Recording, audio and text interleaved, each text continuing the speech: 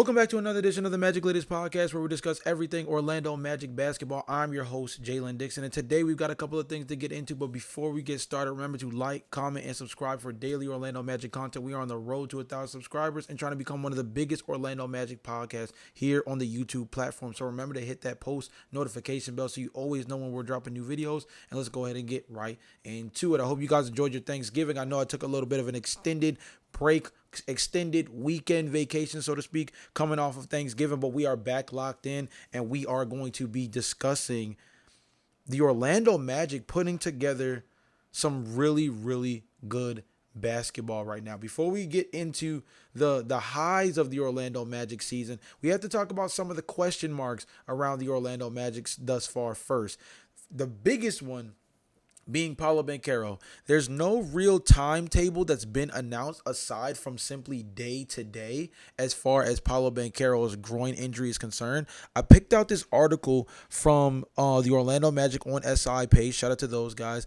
And they wrote something that I thought was pretty interesting but should be taken into account. It says the former number one overall pick who has been sidelined due to a groin injury he suffered November 12th at New York against the Knicks is about to miss his ninth straight game Monday against the Chicago Bulls.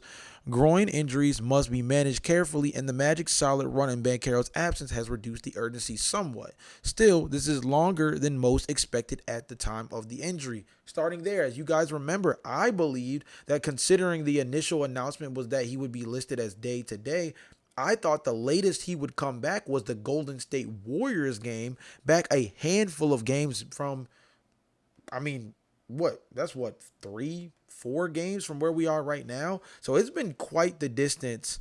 And it's one of those things that you have to really have to figure out what's going on. The article goes on to say, and it could have additional consequences for Banchero, who will have already missed more than half of the allotted 17 games that NBA players can miss and still qualify for postseason awards. Talking about All NBA primarily, because outside of that, MVP, Most Improved Player, those type of things as well. So I guess you can count those too. After playing a total of 152 games during his first two seasons, Banchero fell well short last season, finishing with only 46. This has also led to the interesting debate: why have the Magic seemed to play better without Banchero? They were coming on prior to the injury, but haven't really missed a beat since. The ball has moved a little better, and some young players, including Tristan da Silva, have emerged. Now, the key will be blending everyone back together, especially after Franz Wagner and Desmond Bane have taken on more significant scoring roles. There's plenty of time. We're not even at Christmas, and the Magic are in the mix with Detroit, Toronto, and Miami, and the other early East leaders, because they're ranked, I believe they're sixth in the Eastern Conference as of right now. They're even a top seed in the NBA Cup knockout round. We'll talk about that a little bit later. And will face the Heat in the quarterfinals at home on December 9th, 4 nights after another regular season game in Orlando against Bam Adebayo, Tyler Hero, and Miami. Will Banchero be back by then, or will the daily updates pushing it back continue, and how long will his minutes be restricted upon return? At the current rate, nothing is guaranteed. Now, I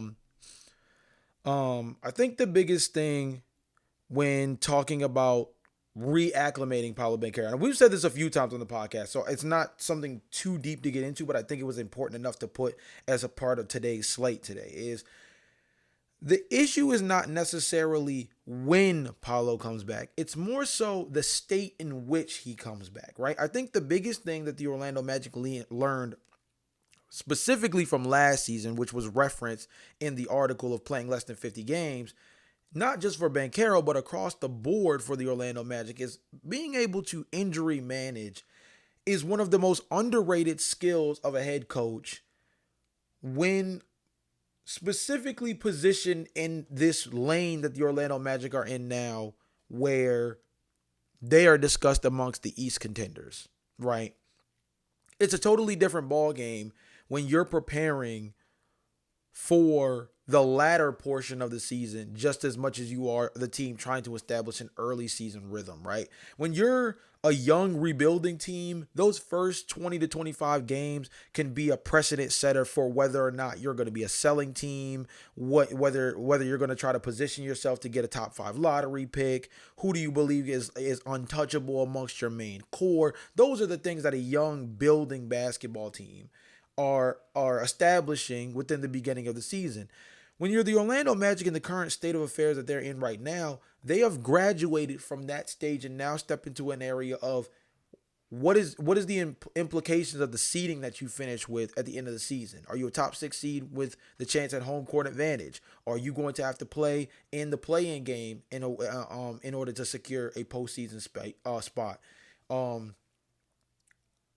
who is a favorable matchup to catch in the first round if you're down to that last week or two and you kind of want to help maneuver the standings, so to speak, to position yourself to get the best first round matchup, a la what, 2 years ago they say the Cleveland Cavaliers positioned themselves to catch the Orlando Magic in the first round and actually nearly bit them in the tail because that series went a lot deeper than many had anticipated going in.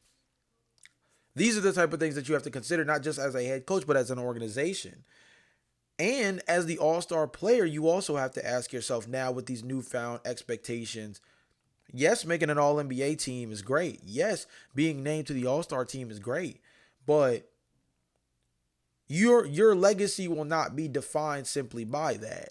Especially once you've entered the chat as a team, as a member of a team, a leader of a team that's now associated with what you do in the postseason being the most important conversation around your organization, right? When you were just that young building team, just trying to figure out what was going on with your roster, figuring out who's scrappy, figuring out who fits, figuring out who your shooter is, figuring out how your play style works, your level of urgency is a lot less. And so therefore you make decisions with a little bit more hands off. Now, with the expectations change, you actually get more of a kid's gloves approach, where now there's a little bit more involvement from the top. There's a little bit more involvement as far as trying to figure out the best route to positioning yourself, where when you get to March and April, you know where you stand as far as being in the mix, and being in the mix, being a team that's going to be playing with postseason expectations, right? Paolo could not make an All NBA team this year. He's likely to not make the All-Star game just strictly based off the lack of sample size, I think. But I think with Franz playing the way he's playing, Desmond playing the way he's playing, Tristan da Silva and Anthony Black coming along very strongly, if you get what they've been able to produce and a healthy Banchero come around April, do you feel differently about them playing it slow with bringing Paolo on the floor as soon as humanly possible? Like, I don't think any Orlando Magic fans are truly worried about Paolo Banchero coming back as soon as humanly possible. Not because they don't think he's a good fit for this team. Some of you do. And I've seen that in the comment section. Some of you do believe that Paolo Banchero may not be the greatest fit now, given the sample size that we have. I don't necessarily agree with that, but I do understand the sentiment, especially given the sample size without him out as of late. But I would also say that he positions us in a way where when it comes time to start making that push towards April, many Orlando Magic fans would say, I'd rather have him in April healthy than have him hobbling but available in January. Now, you don't want to see Paolo miss this many games. It actually would make you more pessimistic because your worry is that the groin injury is worse than we could have imagined. But I think that precedent has already been set because he's already been out a lot longer than most of us probably anticipated. I think the end goal now is simply for Paolo Banchero to get back healthy. Whatever version of that is necessary, whatever requirements are necessary to get to that point, I think it doesn't matter. If you're an Orlando Magic fan with the real intentions of supporting this team through a playoff run, the goal is not to finish as a top 3 seed, home court advantage, 3 All-Stars. That's not the goal. It's a consolatory prize for sure, but it's not the goal of this team. The question is, are you healthy in April? So yeah, there probably is a little bit of worry about Paolo being injured. Do I think he'll be back before the start of the new year? I do. I feel very confident in that. And maybe you hit the panic button a little bit more if he's not ready to go by then. But I also think on the flip side of that, if you're looking at this from a 500-foot view as opposed to simply being overwhelmed by standing right in the middle of it, you realize the bigger picture is right now is not the biggest of the Orlando Magic's worries. April is. April, May. That's what the Orlando Magic are shooting for. So we'll see, man. We'll see. The Orlando Magic are in a really good spot right now, 6th seed in the Eastern Conference, and have been able to really pick themselves up on both sides of the floor over the last couple of weeks. Has been really impactful, and I think it's made this whole Paolo Banchero situation a little bit easier of a pill to swallow, given the fact that this team had already started out the season a little shaky, and the Paolo Banchero injury was supposed to be something to most that would have slowed them down or created even more concern. And instead, they've been able to survive and actually thrive through it. Next up, let's talk about our favorite trade chip, Jonathan Isaac. I say that jokingly, but also he is very discussed on this podcast as a player that is the poster child for any potential Orlando Magic trade that could be made. And you guys normally get on me about always bringing him up as a potential trade piece because whenever we discuss the idea of any mock trade ideas that I come across, he tends to be at the center of them, especially if there tends to be a star point guard or star any player really. Jonathan Isaac tends to be at least at the center of it from a salary matching perspective. And that's understandable. But rather than me just kind of bringing it up off the willy-nilly, because at the end of the day, I'm just, reading off different ideas off the internet and gauging you guys' thoughts off them. But there's an actual report / notable writer that gave some more context to this whole Jonathan Isaac debacle. So I'm going to go to the part of the article from the Orlando Magic Daily that I think best highlights that specific talking point, and then we'll kind of bring things back in. So the section says, Isaac is trying to make his impact and his footing again. But there's a lot of pressure building on the veteran forward. The Magic are facing the pressure and scrutiny of a team expected to go deeper in the playoffs. They are facing the pressures, too, of the luxury tax and aprons in future years. All eyes are on Isaac as he continues to play and this Magic team continues to improve. That was certainly the sentiment shared by Jake Fisher on the Steinline Substack. In a survey of the big man market, he included Isaac as an option that teams are monitoring. He is behind Wendell Carter, Mo Wagner, Goga Bitadze on the center depth chart and faces a difficult future because of the Magic's finances. Please take that into note because I've said that a handful of times on the podcast that is nothing about my feelings towards J.I. It is simply the business of basketball. Let's continue. He is at least someone the league is keeping an eye on. The recent strong performances of rookie Noah Pinda only further the pressure on Isaac. Indeed, it appears all eyes are on Isaac. Now, I want to go further down to something that I think provides the statistical aspect of the things I mentioned when I would put the number value in which he's paid with his overall productivity on the floor. See, the simplification of it, the way I would simplify it was always he's paid $14 million to $15 million a year over the next 4 years if you include this season. And he's playing on average about 15 minutes to 16 minutes a game so far this year. But let's add some more statistical numbers to that actually further tell the story. And the article includes this full hand. This is a great Orlando Magic Daily article that kind of gives the full entire scope of the Jonathan Isaac experience this season. Let me explain.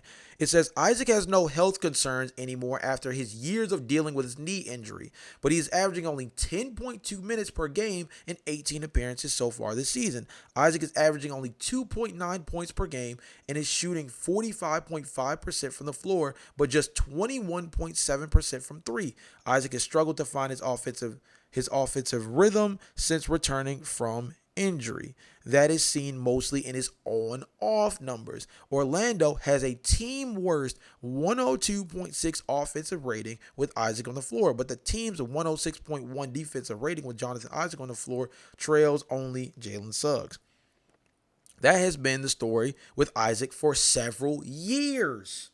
Let me read that again so you guys understand that this is contextually not me picking on Jonathan Isaac, but this being something that has been a thing to consider, a thing that has been building up a certain tension around Jonathan Isaac for quite some time. It says that has been the story with Isaac for several years. He provides enough defensive intensity and playmaking to make up for some of his offensive and shooting struggles, but that window is certainly narrowing. Much of his scoring now comes in putbacks, while the Magic use him a lot in spot-ups. He shoots only 5 for 22 on spot-up shots this season. It is clear how much he is finding his footing still this season, but is playing better, and that should be acknowledged.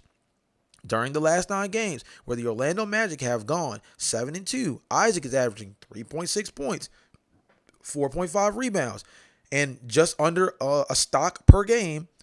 He has been more active, and the Magic have a plus 1.9 plus minus per game with him in the game. In those 9 games, the Magic have a 101.8 defensive rating with Isaac on the floor, and while it is still a team's worst mark, the Magic have a 110 offensive rating with Isaac on the floor. It is a measure of progress. The pressure builds, and I think this section is very important. I'm going to specifically get to a certain point that I think should be highlighted. Isaac is in the first of a 4-year deal that pays him $15 million this year. The following years are non-guaranteed unless he plays 52 games the prior season. He seems to be on track for that. With the Magic likely to be above the first apron, they are going to have to make some critical financial decisions. One was perhaps already made when the team declined the option on Jet Howard's rookie contract. Isaac clearly has some trust, but the Magic drafted another rangy defensive forward in Noah Pinda. Let's go towards the end. That is amongst the reasons Isaac may be one of the bigger names to watch at the NBA trade deadline. It may not matter how well Isaac is playing in that sense. It may just become a financial move. I'll read that one more time. It may not matter how well it may not matter how well Isaac is playing in that sense. It may just become a financial move. Isaac, though, will have a say in his future. He, like the team, has found his footing and his role on this team, and that will help him alleviate some pressure as the team works its way through the season. As I've said a handful of times, Jonathan Isaac as trade bait is not something to use for clickbait. It's not something to use as an idea of trying to get my JI supporters to find yet another reason to type in the comments how I'm an idiot and how I don't see his productivity on the floor. It's separating productivity from the business of basketball. Go down the list.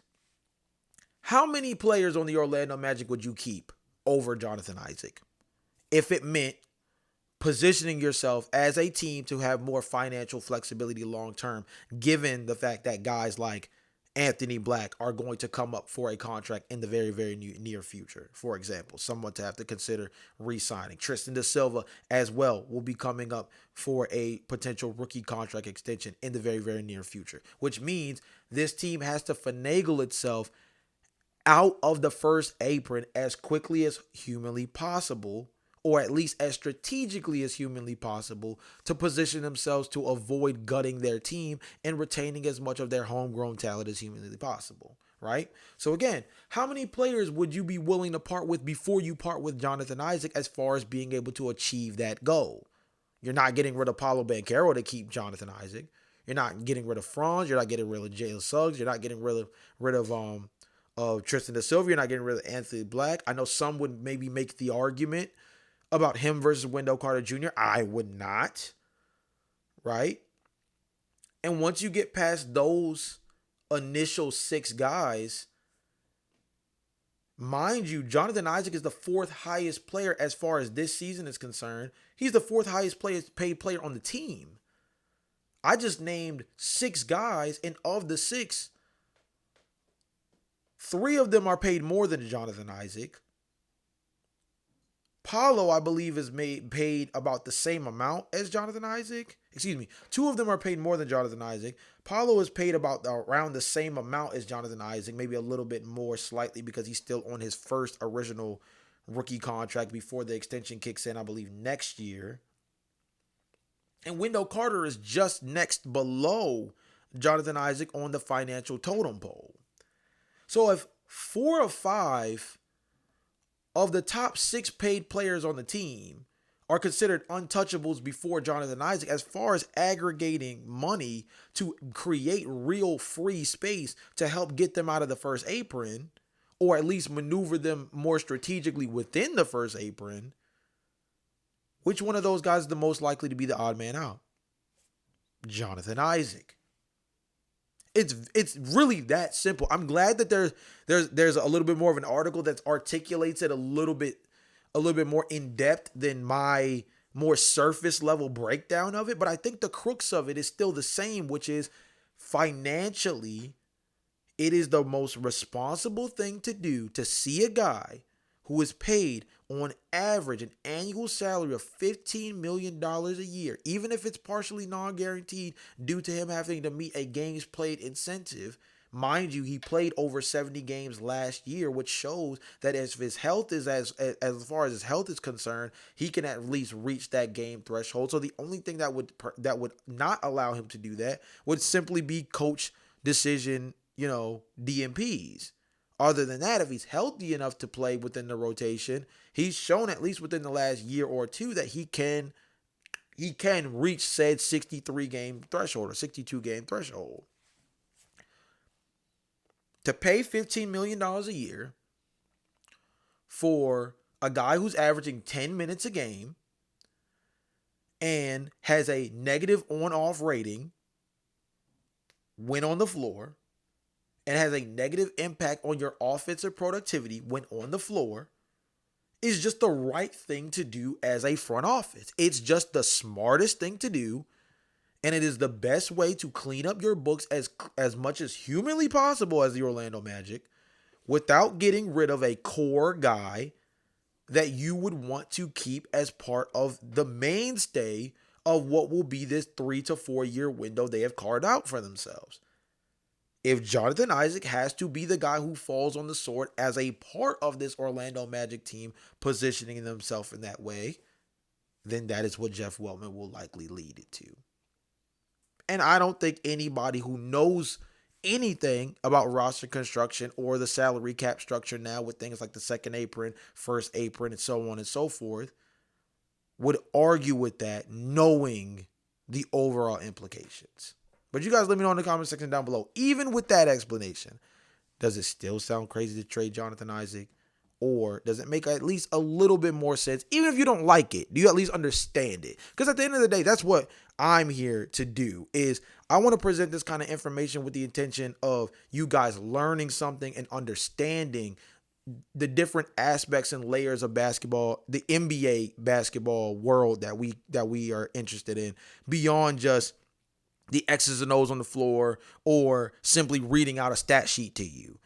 There is a business aspect of basketball that is more implemented now than ever before. Now, especially with the importance of things like depth on a roster, where roster construction is not just simply about making talents fit, right? But also understanding financially how to construct a roster in a way that just as easily as you can build said roster, you can tear it down if things go south. It's never been more important to have that kind of flexibility as an organization than it is now, especially with the establishment of the second apron. So things like this are going to happen. Things like this have to be considered. It would be malpractice not to. But you guys let me know in the comment section down below again what you guys think. Next up, we got to talk about the Orlando Magic playing the Miami Heat on December 9th in the semifinal round of the NBA Cup. I found this from CBS Sports where it says that the Orlando Magic are one of the biggest winners of the NBA Cup group stage, saying it's no secret that the beginning of the season was shaky for the Magic. The last thing anyone wants after trading 4 first-round picks for a player who has never made an All-Star game in Desmond Bane is a 4-6 start that raises questions about the team's fit.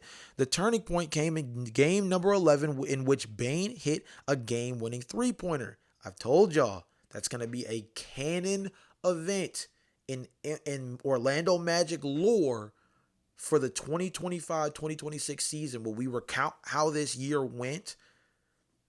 This is going to be a canon event in this season that will be referenced time and time again as this team continues to put it together.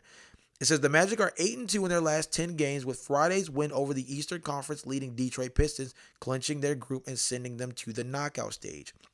A win like that can be validating. Yes, the first couple of weeks were tough for the Magic, but they've seemingly put those struggles behind them. They've had both a top 10 offense and defense in this 10-game stretch, a rarity for a Magic team that has spent 13 years, we talked about this a million times on the podcast, in the bottom 10 offensively. Just getting to Vegas would be a proof of concept for Orlando, a chance to show that this team is built for big games. There aren't many of those this early in the season, but the Magic took their first on Friday, and now they have at least one more ahead of them. Guys, I said before the season started, and you guys can check me on this one because I know for a fact that it was something that during the preseason I discussed so much, was I know that the NBA Cup being a brand new entity within the NBA, right? Because that's what it is, right? It has an entire new walk of life within the NBA. There's new courts, there's jerseys dedicated to it, there's different implications as far as the financial aspect of it, the team camaraderie and rivalry aspect that can be built out of being put within the group stage, right? There's all these different elements that were meant to be implemented when the NBA Cup was introduced. And I mentioned before the season started that I said it would be actually a really important thing for the Orlando Magic to take the NBA Cup seriously. And I said that because when you look at the handful of teams that have gone on to make real noise in the NBA Cup stages, it's always been a really good chance to help some youthful teams figure themselves out and also position themselves to the rest of like the national media that don't watch them on a night-to-night basis, that like they're a team that you need to at least keep your eye on. And the Orlando Magic, again, when they slip and fell into the season 4-6 through the first 10 games, I think a lot of people, a lot of pundits were already ready to count this Orlando Magic team out. I remember we had a podcast where I even asked you guys, I posed the question to you guys in the comment section. You look at what Cedric Coward is doing for the Memphis Grizzlies, and you look at what Desmond Bane did through the first 10 games of the season, and you ask yourself, if you could do it over again, would you still go with Desmond, knowing the upside Desmond has as a pre-established player within the league? Or do you go with Coward, seeing what his potential could be, and just hoping that that would actually fit within the Orlando Magic structure as just another young guy that looks to carve out his minutes as like a 3-and-D wing ball handler type, right? So there was definitely a fear factor in the beginning of the season. Whether I believe Desmond Bain should have been, um, flipped out for coward is like kind of irrelevant. But if I had to answer my own question dating back to then, I would say I still would have taken Desmond Bain. You just wish that the price wasn't so steep. But if I had to pick player for player, I think I still, for this team, believe that they needed a Desmond Bain type for this team to elevate into the next stages of what their expectations are. So the NBA Cup, I think, is really important because if you look at teams, and the team I'm going to use is the Indiana Pacers. And the reason why is because the Indiana Pacers are one of those teams that the last 2 years have played spoiler in a way that I don't think we've seen in the NBA in a long time. Right? This is a team that the last 2 years was told that their point guard is overrated. Their play style wouldn't translate to the more physical, half-court setting-oriented version of NBA basketball that's usually introduced in the postseason, where the game slows down. Refs are more likely to swallow their whistle when it comes to fouls. And the physicality aspect of postseason basketball creates dysfunction for a team that relies a lot on winning in transition. And they showed through the NBA Cup to begin with, especially that first year they made it to the Eastern Conference Finals, that this was a team that was going to be undenied regardless of what you believe their standing would become postseason time. And I think the Orlando Magic are in a very similar spot where I think a lot of people are still worried about whether or not this team can have a top 10 offense by the end of the year. And I think by being able to thrive in NBA Cup play, and if they're able to make a long run, which, I mean, long run is what? Winning 2 games, right? Because it's semifinal and then the final on both sides, and then the overall championship section, right? But so really 2 games, 2-3 games.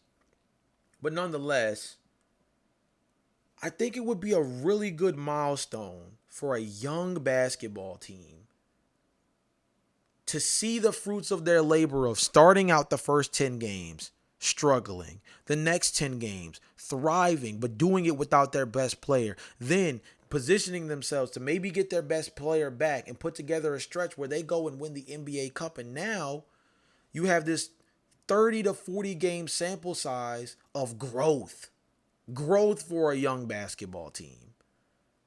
Growth for a team that came in with very high expectations and instantly saw many turn on them after the first 10 games, wondering, was the coach worth keeping around? Is Paolo Banchero even our best player? The questions, the issues, the worries all started to reveal themselves, and slowly but surely they've started to dissipate because the team is figuring itself out. And as it continues to figure itself out, if it turns into wins and then it becomes more meaningful wins, again, things like the NBA Cup, things like flying up the standings where they once were 10th, now they're 6th. If they make a run, we're talking about being as high as the 3rd seed by the end of 2025, right? And you see that. And you say, for a young basketball team, because again, regardless, Desmond Bain, been around the block for a little while, still a younger player. Aside from Tyus Jones and Jonathan Isaac, this is a very youthful basketball team. So it's not just about winning an extra grand or whatever it is.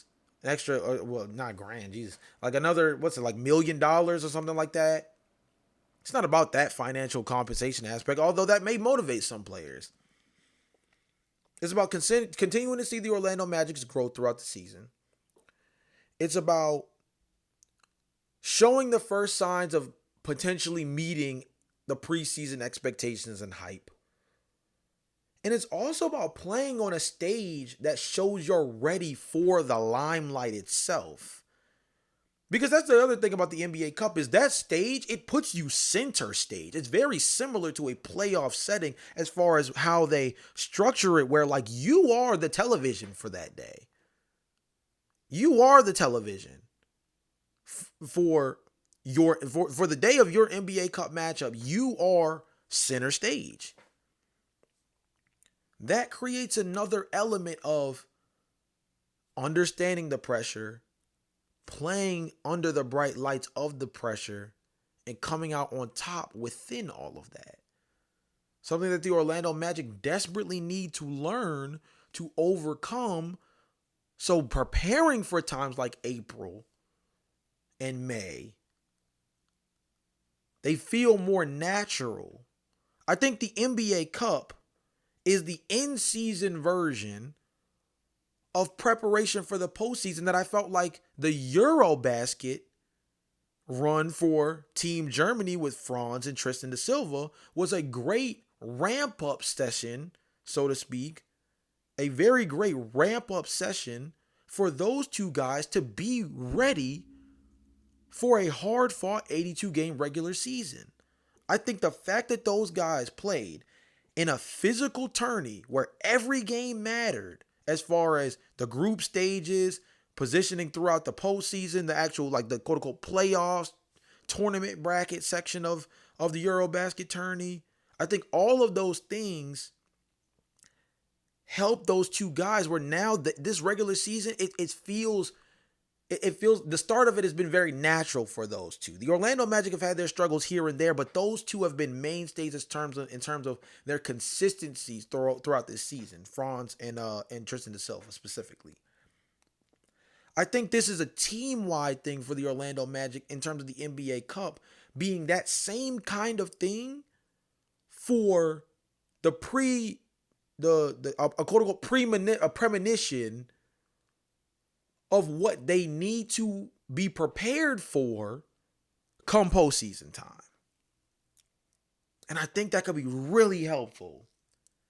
Really helpful to take this NBA Cup stuff really, really seriously. It's not the end all be all if they lose in the semifinal round. I also think it would mean a lot if they win. And I know that's kind of backhanded because it makes it sound like one of those things where it's essentially a win-win. The experience itself of being on the stage gives you its own uplift and you don't condemn them for it. But also if they win, you elevate praise because you're looking at them from the perspective of like, okay, they won in a big game. And I get that part. But I also think that when you really think about it, the experience itself has been the most important part of the last 2 years for the Orlando Magic as far as just getting to the first round of the postseason and playing on that stage. And I think as much experience as they can possibly get helps along this journey of repositioning themselves to not just get there as they've done the last 2 seasons, but actually get out of the first round this time. So you guys let me know in the comment section down below. Like, do you guys care about the NBA Cup? I'm not saying you have to care as much as I do, but like, do you care about the NBA Cup? Do you care about the Orlando Magic playing NBA Cup? Could you care less? What are your feelings on it? What do you think the implications of them winning or losing? How do you guys feel about it? I'm interested to hear what you guys have to say in the comment section. Last but not least, this last part will be pretty quick. The Orlando Magic play the Chicago Bulls with a chance to win their third straight game and an opportunity to potentially leapfrog the Atlanta Hawks in the Eastern Conference standings. The Magic are favored by 7.5, and this is a game where the Orlando Magic are going to face a team that does love to push the basketball. If you're talking about the Orlando Magic liking to play with a little bit more up-tempo space, up-tempo pace. This is the kind of game. This is one of those games that's it's very different. It's antithesis of playing a team like that Detroit Pistons team you just beat on Friday, right? This is a team that loves to play up and down basketball. When Josh Giddey is healthy, his whole goal is pushing the rock up the floor. The importance within this game is going to be containing Josh Giddey, specifically as a lead facilitator, primarily taking his reads away. The focus is to shut down his assisting ability more than it is stopping him as a scorer. If Josh Giddey wants to take 10 threes and hits 5 of them, you live and die by that. But you don't want to get him involved as a facilitator because that's part of one of the reasons why the Chicago Bulls are one of the best ball-moving teams in the NBA this season as far as assists per game as a team. The other primary focus is going to be keeping Nikola Vucevic under wraps. This is a team that he mentioned himself feels like they don't play well against physicality. The Orlando Magic, on the other hand, thrive playing a physical brand of basketball. You pair that with having bodies like a Wendell Carter, like a Goga Batazde, like a Jonathan Isaac to throw at Nikola Vucevic. If you slow him down with guys like Tristan, guys like Franz, guys like Anthony Black on the wings, you have enough defensive versatility around those bigs to help with keeping the others contained. If you're able to contain Nikola Vucevic, who's a very prominent rebounder, not just for the Bulls, but in the league, if you can contain him and you're able to slow Josh Giddey down as a facilitator within their pick and roll operation as well, this Orlando Magic team should be able to cover the point spread. If those two guys are able to do the things they do best, which is Nikola Vucevic's ability to score within the paint this season, he's been able to thrive as a on the block player, and Josh Giddey as a facilitator. If they are able to thrive within those roles, this game will be much closer than the Orlando Magic should have it. If not, if they are able to contain it, this is one of those games that I think the Orlando Magic cover that point spread, even with it being as high as the 7.5 that it is. But with all that being said, this has been another edition of the Magic Latest Podcast. Remember to like, comment, and subscribe. Hit that post notification bell so you always know when we're dropping new videos. I'll see you guys again tomorrow. But until then, peace.